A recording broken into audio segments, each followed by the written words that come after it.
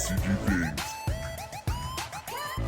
What's up, Yuhp gang? It's your boy Taxon, and welcome back to Yuhp DBSCG Things, and today we're going over another very exciting deck profile, guys. This is going to be the deck that took undefeated at our last locals. This is Android 21. But before we get into it, guys, I do want to say if you guys want any custom mats and or sleeves, absolutely check out Promats, guys. This is the best place to go get your custom card needs, and if you guys do decide to get a mat from them, make sure you guys use the promo code YUHP to save on your entire order. With that being said, guys, if you guys enjoyed this profile or my content in general, remember to hit all those buttons for me, like, comment, subscribe, hit that bell so you never miss a video. And with that being said, let's turn it around and dive in. Alrighty, you guys, and here we are with this week's undefeated player at our locals playing Android 21, a brand new deck out of Power Absorb. Go ahead and tell us about your deck today and your matchups. So, no shock. Everyone kind of knew right off the bat this deck was going to be kind of insane, and I had no intentions of playing it, but out of my 3 boxes, I pulled almost everything for it, so I figured why not just throw it together. Front side, permanent, you can't activate extra cards, and then you can't activate skills to play battle cards on your turn, so that's pretty important. The no extra card thing on the front side is a bit rough, but you learn how to play around it. If you have a Android 21 Z battle card, specifically Z battle card, at the end of the turn you can switch one of your energy to active mode. Later when we talk about the Z deck, that will come into play. There is a reason for that. And once per turn, you can take a life in order to search top 5 for a blue Android. No cross restriction, which is pretty cool. And then she gains +5 for the turn, so you can swing above your 15k daters, which is pretty nice. So she awakens pretty fast. She searches a very, very large portion of your deck, which is awesome. You should have no issues filtering through, looking for your cards. She awakens at 4 or less, and then she's standard hybrid, draw 1, switch 1 to active mode. So pretty cool leader. I love going first with her because you could literally turn 1, disactivate main, and then you can literally just start going with your plays, and you can start with card advantage, which is awesome. Probably one of the bigger reasons why I won some of my matches today was just being able to grab it. Super combos especially, being able to grab my big cards as early as I can. So on her Awakened side, she still has a permanent. You can't use skills to play battle cards during your turn. It's very important. But you can use extra cards again, which is huge, because you definitely need that for some defense. And then she gains a really, really fun permanent. Everybody's favorite thing about her. You can use your opponent's cards, your battle cards, and their unisons as energy fodder. So you can tap their cards in order to play your cards. Also very important, energy costs, specified costs, excuse me, do not get ignored, so it's just something to keep in mind. Then activate main, draw a card. You can choose up to 3 of your opponent's battle cards or unisons and switch them to active mode, so obviously that's effectively just giving you 3 extra energy to play with every single turn. So it is massive. It is, this deck is kind of insane. It kind of goes along with that hour meme, so I mean she's pretty busted for what she does, and like I said, very important to realize it's just your turn, that your skill, you can't use her skills to play battle cards. So arrival, anything like that, all that is on the table on your opponent's turn. So going into the deck, we've got 3 or 4 of the old school Android 18 Searcher. She is my turn 1 play 9 times out of 10 if I see her.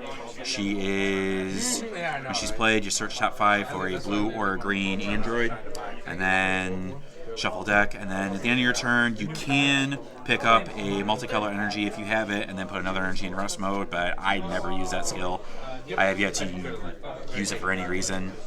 She's mostly just for cycling, because she's a set 8 card, I do believe, yeah, so she's really old school. So I never use that skill. She's literally just a search anything. She can search about 90% of my deck, so big reason to run her. And then going along, I call this my check land card. If your leader card is a blue Android, her energy exhaust is ignored. 9 times out of 10, I am using her strictly just as energy. You know, she comes in active mode no matter what, and she's a green and yellow, or green and blue, sorry. So she is, more often than not, if I can see her turn 1, that's great. That gives me both my energy that I need. The primary energy that you're going to use for this deck is both green and blue. So I will use her for our other skills too. She does Arrival for 3, and then her skill when she's played, your opponent chooses one of their battle cards and bottom decks it. It actually won me my last game, as you saw on camera, so that was clutch as all hell. And then she does have an activate main limit. Limit 1 once per turn. You can discard her, look at top 5 to add a blue Android card with energy cost 5 or less from your deck. So I mean, that's cool. I have yet to use that auto for any reason, but I can see a reason to use it in the future. So she's just got millions of uses. She's pure gas in this deck. Secret rare for this deck is a 4-drop, right? So this can search out the secret? No, this cannot search the secret rare, unfortunately. And when we talk about my secret rare, I'll explain why. I was just wondering. Yeah. She can search everything else, though. I mean, like, there's really nothing else she can't search outside of my main boss monster, my 8-drop. But, I mean, the rest of my androids, she can search them all. So she has 5 different uses in the deck, so she is definitely a 4 of. I want to start by saying, I should have said this at the beginning, that I kind of threw this deck together as a playtest. I'm not 100% on any of my ratios in here yet. I'm still kind of playing around with what works and what's good. Obviously, we have a huge restriction to work around with you not being able to do a lot on your turn, not being able to play cards with skills, because that is a pretty huge restriction, and most cards in the game right now do have to require skills to play cards, so I'm still testing out what I want to use and what I don't want to use. This is a little cantrip I threw in here as a test to be silly. Turns out it's extremely clutch. She is literally just a barrier. When you play her, draw a card, she's a cantrip. And then active main, you can give her to your opponent, put it in their battle area. She's a blue card, so you can literally use her as cost for your leader's permanent. When you're using your battle cards, she's a specified blue, so she works for pretty much your entire deck when you're playing your Ranger 21 cards. So that is huge. Your opponent, usually combos are off, so it's usually just like a one-time use, but in any case, you play her turn 1. If you don't see your Android 18, you play her turn 1, you draw your card, your turn 2. If you're going for your Android 21 Z card, which we'll talk about later, she's great. I mean, she's just 1 free extra energy, like a, what would you call it, like a inherited ramp, so to say. So, and she's 5 cost, so she's easy to combo off if you end up not using her for anything else. But really, really useful. I'll probably keep that at 4. Going into our 21 cards, I am running everything at pretty well max. This is the counter-attack card. This card is really, really crazy. She has the Ignore Energy Exhaust skill. If your leader card is a blue 21, or just a blue Android card, it negates the energy exhaust, so you can play her on tap, which is pretty cool. Counterattack, plays the card, does not negate the attack, that's very important. But when she's played, you choose one of your opponent's battle cards, ignoring barrier, place it at the drop area, and then she is a flood negate. Her skill, when she's played, your opponent can't attack with non-leader cards unless they pitch one of their cards in hand and one of their Z energy. So it is a fantastic removal and flood negate all in one. And the coolest thing about her is she's a 21. Your leader skill is not restricted to your turn, so you can literally tap your opponent's cards to play it. You can tap this. I mean, if you've got the stuff available, you can tap pretty much anything to play this card. It's kind of insane. So she is 100% a 4 of. She has to. And she's got double strike. So once you play her, she is a 25k double strike body that she is out. So it's huge. The card's kind of nuts for what it is. Talking about the boss monster for the deck, we've got the big boy 8-drop, big girl, I should say. And she is kind of insane for what she is. Deflect, double strike. She's got a neat little skill where if you use her as a combo, she reduces her energy cost by 1, so she is a free 10k combo. I think your leader card has to be an Android 21, yep. So she is a free 10k combo, which is huge, works for your rivals. When you play her, you choose any amount of your opponent's battle cards, ignoring barrier, and place them in the drop area. What's really neat about that is you can literally, if you're playing like clone tokens or anything, if you're playing certain cards that you don't want to get rid of on your board because you want to use them for your costs for your cards, you can literally pick any. It's not just a flat-out board negate or it's not a flat-out board wipe unless you want it to be, which that's crazy. I absolutely love that about this card, so that's just something to keep in mind. Her biggest 2 autos that I love, when she attacks, or any card attacks, when your opponent activates a counter, your opponent has to discard 2 cards. Just insane. So that's a double strike, dual attack they have to try and get around, and they got pitch 2 cards to do it. That's crazy. And then my personal favorite thing about this card Any counter skill, yeah. Counter play, counter attack, or counter. Also, as Texan pointed out, not during our game, but it also works on your turn. So if your opponent activates a counter on their turn, like the 3-drop cooler, for example, it still procs, which is just insane. Blue and they want to baby ape you. Yeah, that I didn't even notice that. He pointed You that out. want to play this card to floodgate your opponent, they counter you. If this card's in play, they're going to discard 2 while trying to do that counter. So That's stupid. Then at the end of your turn, you restand 5 of your energy. Which do have to worry about things like the Android 18 arrival. It turns on your so it does come out, and that's going to basically call the game for Android 21. Your rivals when you have them, it's just insane. Like, this deck is honestly stupid. So, she's insane. 4 of, I don't care what anyone says, you need it. This card is okay. I play her every once in a while. She is a critical blocker that restands herself if you play her on your turn, which is kind of nice. If it is played, I actually haven't used this card a whole lot. When this card is played, if it's played on your turn, you choose one of your opponent's battle cards and put it to the bottom of the owner's deck, which is nice. And then she'll restand herself, so she's a blocker and she's critical, so that's pretty cool. And if she's played on your opponent's turn, she just draws you a card. But nice, she's a counterplay. All she does is play herself. So if you play it on your opponent's turn, you're just getting your card, but then you're getting a blocker out of it. So she's pretty nice. Like I said, you can play her on your turn because you are on your opponent's turn since the leader does not restrict you. So she's nice in some situations. You know, you play her for your blocker, and she is a 21, so you can't tap your opponent's cards for it. It can be a little tricky just because she is a 3 specified cost blue, so if you're not playing another blue deck, more often than not, she's a little harder to play, but I'll probably still keep her as a 4 of just because she's a 21 that I can still kind of where that pan can come in. Yeah, that is something to keep in mind. When you play the pan, that cantrip, put it on your opponent's board, she is blue, so that does help with this situation here. But decent card, it'll probably stay in there. So this is the Arrival combo I was talking about. This combination won me one of my games because my opponent decided to go down to 1 life because he just didn't know. He's probably never going to do that again. This combo is insane. Just flat out stupid. You have to do it on your opponent's turn, which is something to keep in mind because Arrival is a skill. But you literally activate Arrival, plays for 2 green, 2 blue. When this card is played, you search your deck for a Android 21, 5 cost or less, and then you play another one from hand. Keep in mind, you don't even have to play the one that you searched. You can if you want to, but 9 times out of 10, you're going to play this one just because why not?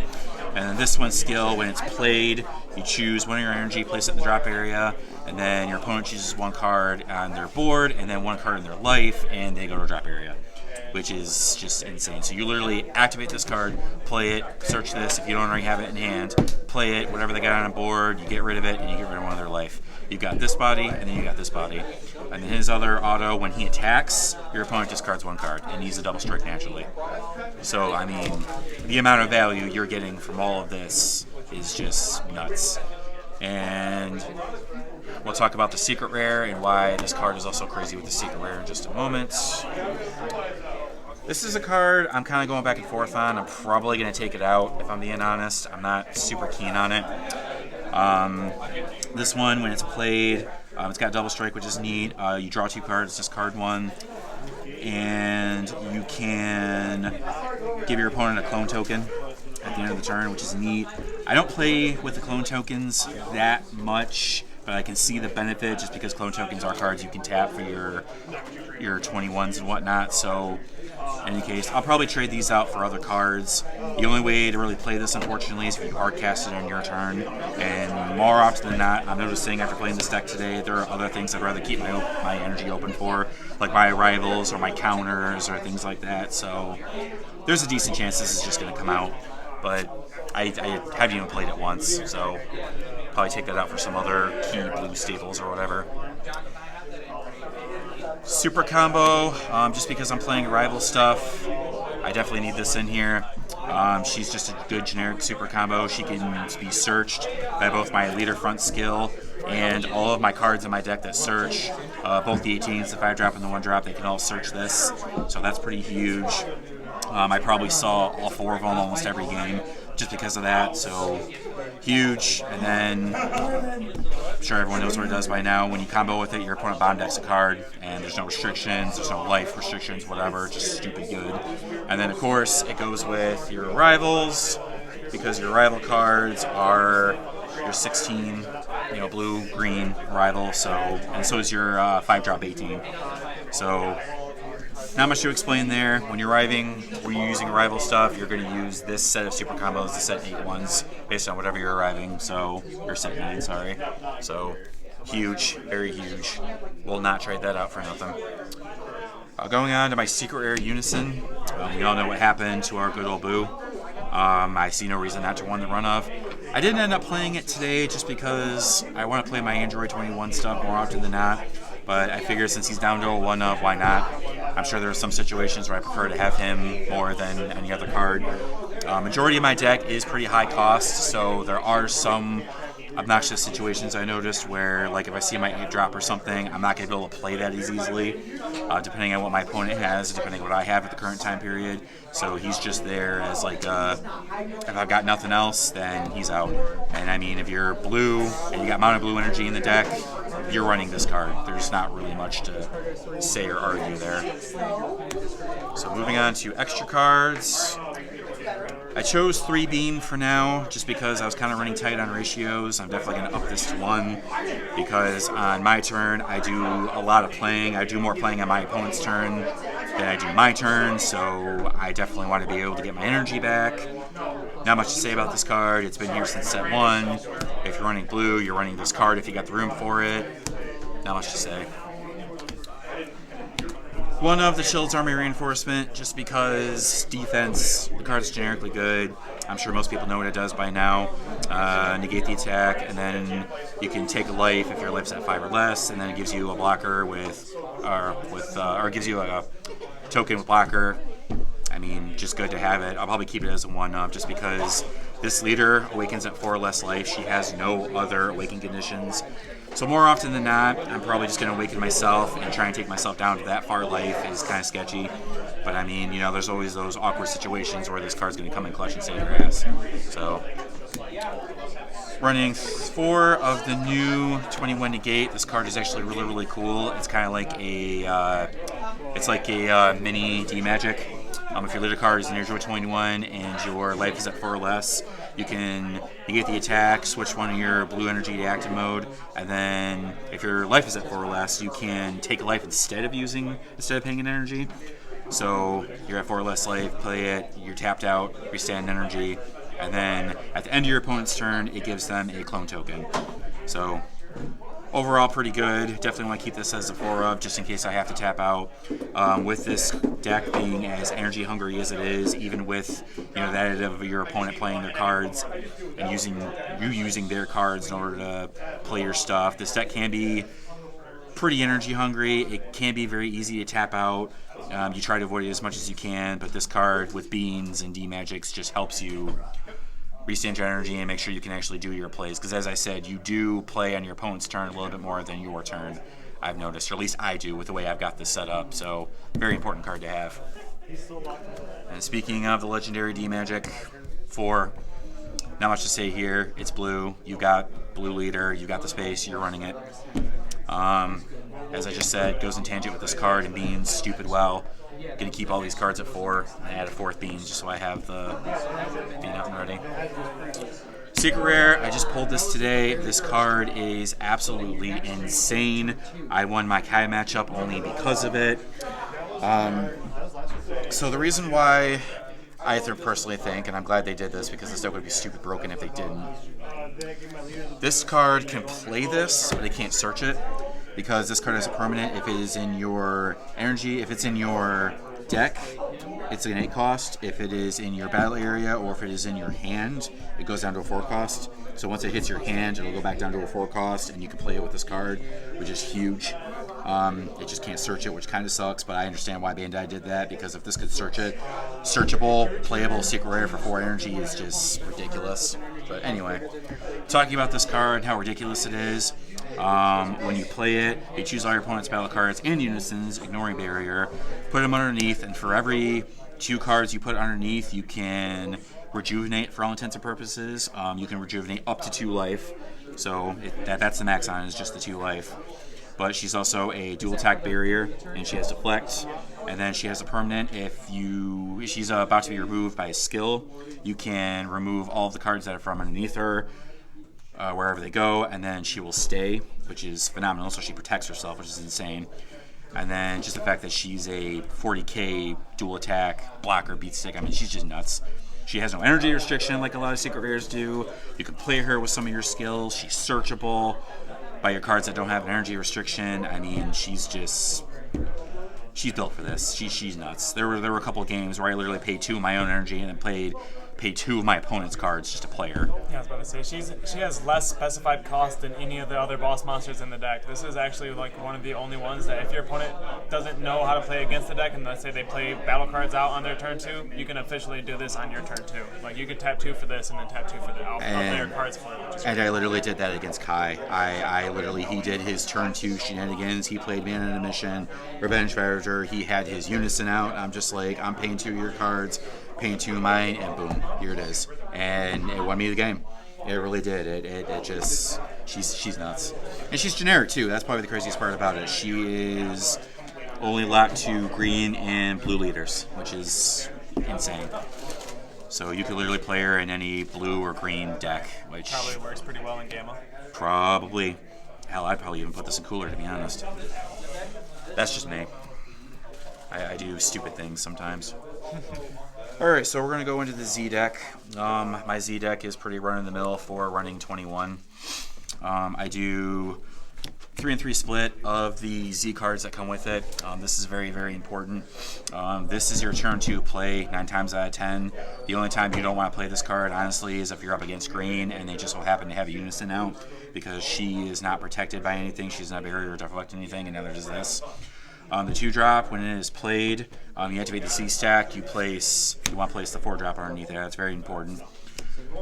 She has critical. When she's played, you can take a life, which you're going to do because you want to get to your awakened condition as soon as possible with this deck to have that permanent live where you can pay your opponent's pay your opponent's cards and your Z21 battle cards. I don't know if I mentioned that part, but you can also pay you can use your Z battle card 21 Z battle cards specifically for cost for all of your cards, or your 21 cards, which is pretty insane. So if you play these cards and they somehow manage to live, that's all energy, which is insane. So anyway, when you play this card, she's the critical, and then you Z stack, you place this card underneath, and then cool thing about your leader front's permanent or your leader front's auto, if you have this in play, she will untap 1 of your energy. So even if you have to, you'll have to tap out to play this card. You'll get an energy back if you don't awaken that turn, so you'll still get this card's auto. Her auto is if you have this 4-drop specifically underneath her, she will play it for 1 energy from underneath. And then this card, really, really insane. When she's played, you can ramp the top card of your deck in rest mode, so that's pretty huge. So basically, she's like a 21 version of the Android 16, so she effectively replaces it, which is really cool. And then she has blocker, which is really nice. Z-Stack 2, if you do end up hard casting her, which I never do, I always play her with this skill. And then when she is also played, I do believe she gets to choose one of your opponent's battle cards and place it at the bottom of the deck, which is cool. And then activate main, you can choose 1 card underneath it, and it can gain its skills, which more often than not, you're going to play it with this card anyway, so. The Z-Stack 2 just says battle cards, and it allows you to take your opponent's battle cards. So if you take like a triple striker or a double striker or something from your opponent and Z-Stack it underneath this card, you can use the activate main to grab that keyword skill. Yeah, which is a neat thing to do if you end up hard casting her, but Z-Stack only activates if you actually play her from the extra deck. And like I said, 9 times out of 10, you're going to be playing her with this anyway, since it's 1 energy cheaper technically. So, but I mean, yeah, that is something to keep in mind, which is a neat little thing about her. If you end up hard casting her, you can steal 1 of your opponent's battle cards, and if they do have a really nice keyword skill, then yeah, that's pretty cool. It's just pure removal. Yeah. Like if you didn't want to use one of your other ones to like other 4-drop for removal, you can use this as a 4-cost removal card that removes 2 cards. I do believe it's just 1, because the permanent says you can choose up to 1 of your opponent's battle cards for the Z stack. Oh, okay. But still, it's still crazy regardless. Yeah, it's still So these good as is. Depending on my matchup, depending on what I do, usually I only play one of these combos. So, I mean, it just kind of depends on what you're up against. If you want to ramp harder, you can. This stuff's not really limited. She does have unique, so if they don't get rid of her and she stays, obviously you can't really do it again. You can use that permanent on this card, too. Yes, you can. So if you wanted to just pay 2 of your own blue and then 2 of your opponent's cards to play this out with you, that's crazy. Yep, you can. I'm sorry, I'm learning stuff as you're doing the deck. We both are, because this is my first time playing the deck today, so I am also kind of reading as we go along to learn, oh, this does that, oh, this does that, holy shit. Anyway, so, yeah, and then my 7th Z-Battle card, just because of good generic blue, I put this in here. I'll probably switch it out for a Vegito just because this deck has plenty of generic barrier removal on its own. I really don't need this. This was just kind of like I need another blue card to fill out my 7th slot. So it's just kind of in here. But I ramp a lot easier than I thought I would. I didn't realize that the ramp was as easy as it was in this deck, so I'm definitely going to toss in a Vegito as my 7th, just because Vegito is a fantastic, great blue generic Z card. Absolutely. It's a good boss monster, and it kind of leans on like the playstyle that this deck's already doing like a little bit of hand destruction as it's putting out a bunch of big bodies. So Yep. kind of leans on that style. With that being said, that was your deck profile. Do you want to talk about your matchups today? So my first matchup, as I already mentioned, was Kai. I was nervous as all hell for that matchup. Kai is very oppressive, and I honestly think I only won because of the secret rare. Just because I was able to take his turn 2 major play that usually wins him his games, and I was able to suck it up and then throw it back. So that was a close matchup, though. That was ridiculously close. I mean, he was punching, he was doing his thing. If I didn't have this on my floodgates, I think he would have got me. My second match was the starter deck Vegeta, the yellow one, built by Texan here. He didn't know what I was doing, so he did exactly what the deck wanted to do. He took all of his own life. He was trying to hard pressure me, and he was doing what the deck was supposed to do, and I used the 16 arrival to burn him with 21 a Bad Omen. And that felt kind of bad on my part. I felt bad for winning that way, but he's never going to do that again, I can promise you that. I don't think anybody is. I'll tell you what, dude, if people don't understand that combo, a lot of people are going to lose to it. It's true. It's true. They go down to 1 life thinking they're safe. Like that yellow Vegeta starter deck, its entire playstyle is to go to 1 and kill you that way. So the fact that you could just double, it threw me off too because you comboed this because you had no blue greens in hand. So you double Sense of Being, comboed this, and then did the rivals. Yep. That's crazy. Smart. Yeah, it did the job. And then my third matchup was another Vegeta starter deck. And it was basically the same thing, although he was smart, he knew what I was doing. He did not tap himself down to 1 life, but I started off with a little aggro. I played this turn 3. I told him. Yeah. Before his game, I literally told him, hey, this is how he killed me, so don't. Don't go to 1. Yeah, pretty much, don't go to 1. So I literally played this turn 2 or turn 3. This was on camera, so you'll get to see that matchup. And then I just aggroed him as hard as I could because I knew he was going to be taking his own life to do his own stuff, so I chose the aggro route. I saw all my super combos, which was huge. And then he unfortunately also kind of misplayed.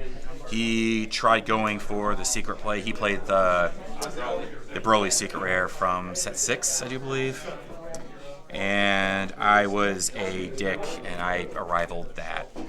And then just bottom decked it. Because in the middle of battle because it comes out during the auto. Yep. That's crazy. Yep. Because he swings leader, uses that effect to pop everything, and that would trigger his. Yeah, that's crazy. Yep. And then it just goes. Yep. So that was So a lot of my wins today were just my opponent not knowing what I was going to do. But I will say the amount of interaction with this deck is honestly kind of insane. It really is. It almost feels like Yu-Gi-Oh! In a way, with as much interaction and as much withstanding as you can do. So it's just like this deck is nuts. It's just stupid good.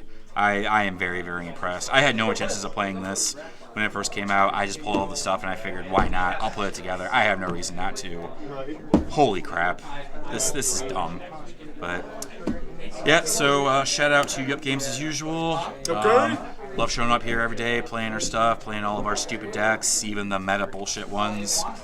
So this is meta bullshit, I'm telling you. And yeah, that's about it. Alrighty. So with that being said, guys, if you guys enjoyed this profile or my content in general, remember to hit all those buttons for me. Like, comment, subscribe, and hit that bell so you never miss a video. We will see you guys next time.